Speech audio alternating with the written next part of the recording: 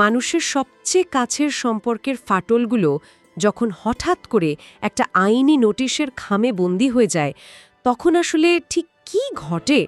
আজকের এই গভীর বিশ্লেষণে আমরা কিন্তু ঠিক এই বিষয়টা নিয়ে কথা বলবো।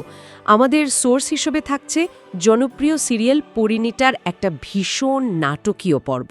হ্যাঁ, মানে রায়ান আর পারুলের বাচ্চার কাস্টাডি নিয়ে যে আইনি লড়াইটা শুরু হয়েছে সেটা। একদম তাই। আমরা আজ এর পেছনের মনস্তাত্ত্বিক দ্বন্দ্ব আর লুকানো অর্থগুলো একটু খোঁজার চেষ্টা করব। মানে এই পারিবারিক ড্রামাগুলো তো আসলে মানুষের ইগো আর ক্ষমতার লড়াইয়ের একটা নিখুঁত আয়না, তাই না? ঠিক বলেছেন। সোর্সের ঘটনাগুলো উপর থেকে যতটা সাধারণ মনে হয়, গভীরে কিন্তু ততটাই জটিল। মানে একটা সম্পর্ক যখন শেফ প্রতিযোগিতায় পরিণত হয়, তখন কে কাকে কতটা আঘাত করতে পারছে সেটাই মূল লক্ষ্য হয়ে দাঁড়ায়। এই ক্ষমতার লড়াইয়ের বিষয়টা চলুন একটু খুলে বলি।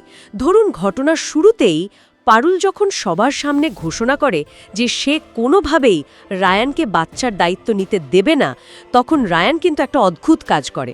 হ্যাঁ, ওই যে রায়ান বলে ওঠে 3 বার গুনব। হ্যাঁ, মানে এই যে 3 বার গোনা, এটা তো একটা টাইম বোমার টিকটিক শব্দ বা কর্পোরেট নেগোসিয়েশনের মতো শোনায়। সাধারণত বড়রা ছোট বাচ্চাদের ভয় দেখাতে এটা ব্যবহার করে। প্রাপ্তবয়স্ক দুজনের দ্বন্দ্বে এমন আচরণ কেন? এটা কি আসলেই সন্তানের প্রতি ভালোবাসা, নাকি স্রেফ একটা ইগোর লড়াই?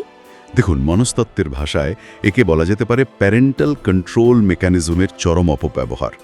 রায়ান এখানে পারুলের নিজস্ব সিদ্ধান্ত নেওয়ার ক্ষমতাকে পুরোপুরি অস্বীকার করছে। ও আচ্ছা, মানে পারুলকে আর সমান সঙ্গী হিসেবে দেখছে না? একদমই না। সে পারুলকে একজন অবাধ্য শিশুর স্তরে নামিয়ে আনছে।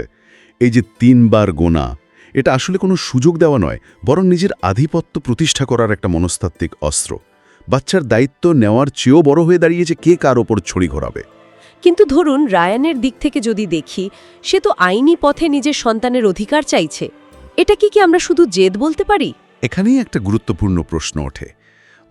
আপাতদৃষ্টিতে পিতৃত্বের দায়বদ্ধতা মনে হলেও রায়ানের পরবর্তী আচরণ অন্য কথা বলে। যখন দুজনের মধ্যে একটা জিরো সাম গেম শুরু হয়ে যায়, তখন একজন মনে করে যে তার জয়ের একমাত্র উপায় হলো অপর পক্ষকে সম্পূর্ণ পরাজিত করা, তাই তো? ঠিক তাই। এখানে সন্তান বা ভালোবাসার আর কোনো জায়গা নেই। পারুল যখন ক্রমাগত না বলছে আর রায়ান তাকে পরাস্ত করতে চাইছে, তখন বাচ্চার মঙ্গল তাদের কাছে আর প্রাধান্য পাচ্ছে না। তাদের নিজেদের সন্তান এখানে যেন দাবা খেলার একটা ঘুঁটি হয়ে গেছে, যেটাকে ব্যবহার করে একে অপরকে কিস্তিমাত করতে চাইছে। আর এই কিস্তিমাত করার নেশাতেই কিন্তু পরিস্থিতি একদম হাতের বাইরে চলে যায়। রায়ান যখন বলে, ভুল করলি, এর শেষ দেখে ছাড়ব আমি, এবং তারপর সরাসরি উকিল নিয়ে পারুলের কাছে উপস্থিত হয়। হ্যাঁ, এই পদক্ষেপটা অনেকটা যেন কোনো নিউক্লিয়ার অপশনের মতো, যেখানে নিশ্চিত ধ্বংস জেনেও শুধু অপর পক্ষকে শেষ করার জন্য চূড়ান্ত বোতামটা চেপে দেওয়া হয়। কিন্তু ব্যক্তিগত সম্পর্কের সমস্যা যখন উকিল আর কোর্টের দরজায় পৌঁছায়, তখন কি আর ফেরার পথ থাকে? মানে এই সব কিছুর মানে কি দাঁড়াচ্ছে? যদি আমরা একটু বৃহত্তর প্রেক্ষাপট বা বিগার পিকচারটা দেখি, তাহলে বিষয়টা খুব পরিষ্কার। সোর্স ম্যাটেরিয়ালে একটা খুব গভীর প্রশ্ন তোলা হয়েছে যে ভালোবাসা কি বুঝবে না কোনোদিন? আইনি পদক্ষেপ নেওয়ার এই ঘটনাটাই অকাট্যভাবে প্রমাণ করে যে তাদের মধ্যে আবেগ এবং আলোচনার সমস্ত রাস্তা পুরোপুরি বন্ধ হয়ে গেছে। তার মানে তারা এখন আইনি ভাষায় নিজেদের ক্ষতগুলোর বৈধতা খুঁজছে। আইন এখানে ন্যায়ের জন্য নয়, বরং নিজের আঘাতের প্রতিশোধ নেওয়ার একটা হাতিয়ার হিসেবে ব্যবহৃত হচ্ছে। সাংঘাতিক একটা ব্যাপার। দৈনন্দিন জীবনেও কিন্তু এই মনস্তত্ত্ব অত্যন্ত ভয়ঙ্কর। একটু ভেবে দেখলে বোঝা যায় কিভাবে প্রিয়জনদের মধ্যে ছোটখাটো মতবিরোধগুলো একসময় কাঠামোগত যুদ্ধে রূপ নেয়। আর ঠিক এই কারণেই আইনি হস্তক্ষেপ সম্পর্ককে সমাধানের দিকে না নিয়ে বরং স্থায়ীভাবে ধ্বংসের দিকে ঠেলে দেয়। কারণ আদালত শুধু আইনি অধিকার নিশ্চিত করতে পারে, কিন্তু একটা মৃত সম্পর্ককে তো আর জীবিত করতে পারে না। একদম ঠিক।